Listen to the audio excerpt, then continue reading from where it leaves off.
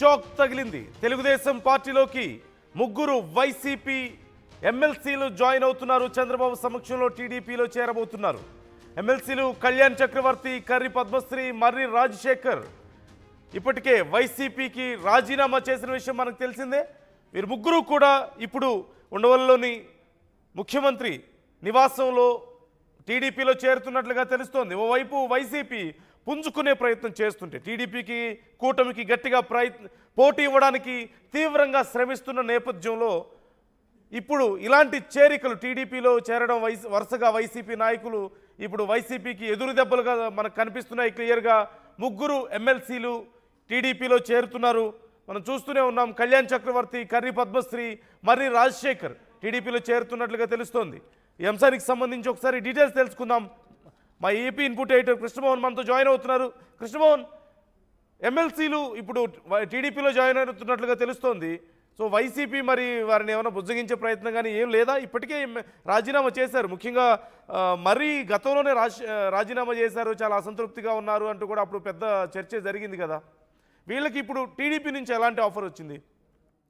నందు, బేసిక్గా ఇది ఆల్మోస్ట్ ఇప్పుడు జరిగిన ఇష్యూ కాదు. దాదాపుగా డిసెంబర్ నెలలోనే జరిగింది. ఎన్నికల్లో వైసీపీ ద్వారా పరాభవం జరిగిన తర్వాత జరిగిన అసెంబ్లీలోనే ఇద్దరు ముందుగా నెల్లూరుకు చెందిన బల్లి కళ్యాణ చక్రవర్తి తన ఎమ్మెల్సీకి రాజీనామా చేస్తున్నట్టు ప్రకటించారు. ఆయన వెంటనే అక్కడి నుంచి తెలుగుదేశంలో చేరాలని ఊహించారు. తర్వాత రాజీనామా కూడా చేశారు. తర్వాత మరోవైపు మరి రాజశేఖర్ మరో 2 నెలల తర్వాత రాజశేఖర్ తెలుగులోటుపేటకు సంబంధించిన రాజశేఖర్ రాజీనామా చేశారు. తర్వాత కర్రి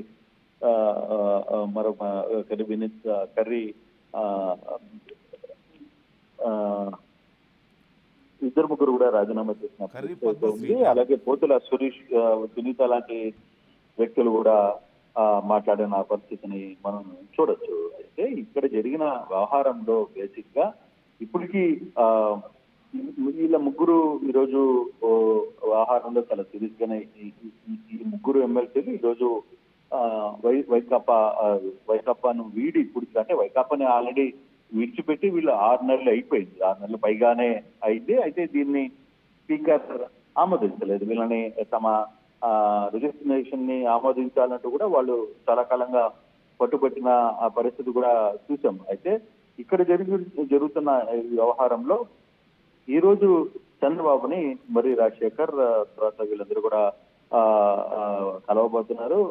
సేమ్ టీడీపీ తీర్థం అఫీషియల్ గా తీసుకోబోతున్నారు. ఇప్పటికే వాళ్ళు వైకాపాకి శాసన మండలిలో వాళ్ళు ఎక్కడ మద్దతు ప్రకటించలేదు.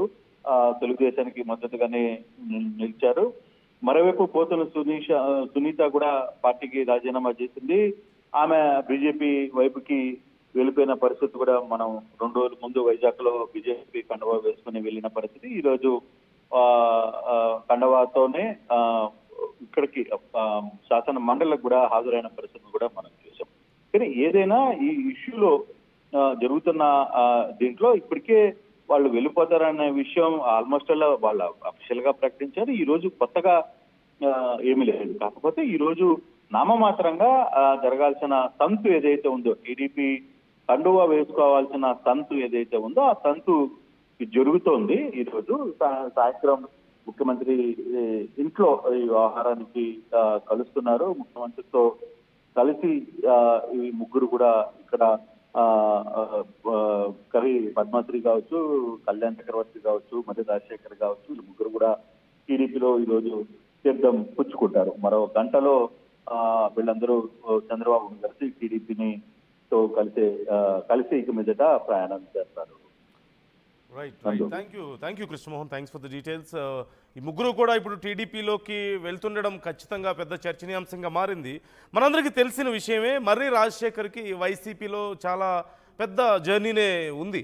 ఎప్పటి నుంచో వైసీపీలో ఆయన కొనసాగుతున్నారు. అయితే గతంలో ఆయన చిలకలూరుపేట నియోజకవర్గం నుంచి అప్పుడు ఆయనకి ఎమ్మెల్యే సీటు ఇవ్వని సందర్భంలో నేను ఎమ్మెల్సీ ఇస్తాన్నారు, మంత్రిని చేస్తానని చెప్పి హామీ ఇచ్చారు. అయితే ఆ తర్వాత ఎమ్మెల్సీ అయితే ఇచ్చారు కానీ మంత్రి ఇవ్వకపోవడంతో ఆయన కొంత అసంతృప్తికి లోనయ్యారని, అప్పటి నుంచి కొంచెం గ్యాప్ మెయింటైన్ చేస్తున్నారని, ఆ తర్వాత ఇక మొన్న వైసీపీ ఓడిపోయిన తర్వాత నుంచి ఆయన బయటకు వచ్చేయడం, తర్వాత రాజీనామా చేయడం, ఇవన్నీ ఇవన్నీ మనం చూస్తూనే ఉన్నాం. ఈ నేపథ్యంలో ఆయన జర్నీ ఒకసారి మనం చూడొచ్చు. 2004లో ఆయన మొట్టమొదటిసారిగా చిలకలూరుపేటలో స్వతంత్ర అభ్యర్థిగా గెలిచారు. 2009లో కాంగ్రెస్లో చేరారు. అప్పుడు టీడీపీ నాయకులు ప్రతిపాటి చేతిలో ఆయన ఓడిపోయారు. ఆ తర్వాత 2010లో మళ్ళీ వైసీపీకి వచ్చారు. 2014లో చిలకలూరుపేట నుంచి ప్రతిపాటి చేతిలో మరొకసారి ఓడిపోయారు. ఆ తర్వాత ఉమ్మడి గుంటూరు జిల్లా వైసీపీ అధ్యక్షుడిగా కూడా పనిచేశారు. 2018లో జగన్ పాదయాత్రలో కూడా ఆయన చాలా కీలకంగా ఉన్నారు.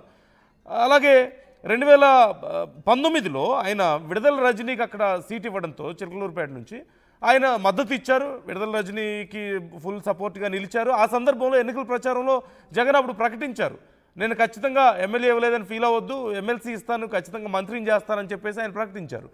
ఆ తర్వాత ఆయనకి ఎమ్మెల్సీ ఇచ్చినప్పటికీ కూడా తర్వాత ఆయన అసంతృప్తి అలాగే కొనసాగుతోంది.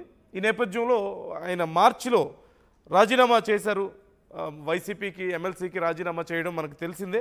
ఈ నేపథ్యంలోనే ఇప్పుడు టీడీపీలో జాయిన్ అవుతున్నట్లుగా మనకు కనిపిస్తోంది. అంటే ఇలా సుదీర్ఘకాలం పాటు వైసీపీతో కొనసాగిన నాయకులు కూడా ఇప్పుడు వైసీపీకి దూరం అవడం అనేది మాత్రం ఖచ్చితంగా పెద్ద ఎదురు దెబ్బగానే మనం భావించాలి. టీడీపీ కండువా కప్పుకోబోతున్నారు.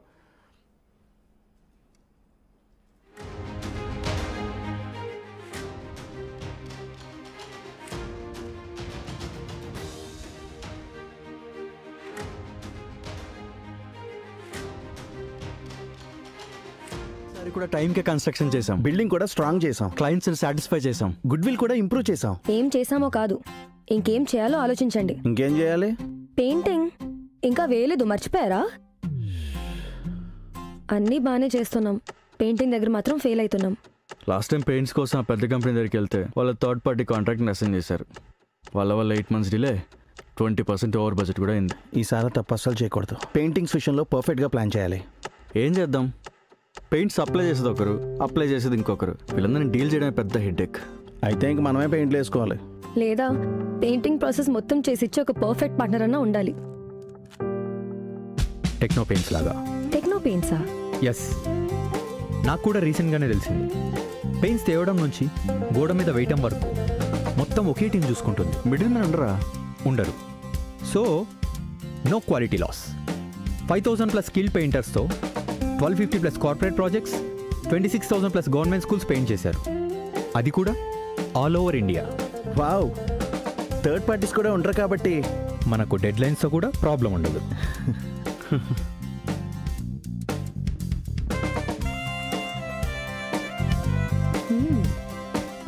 Perfect. From the factory to the wall, techno paints does it all.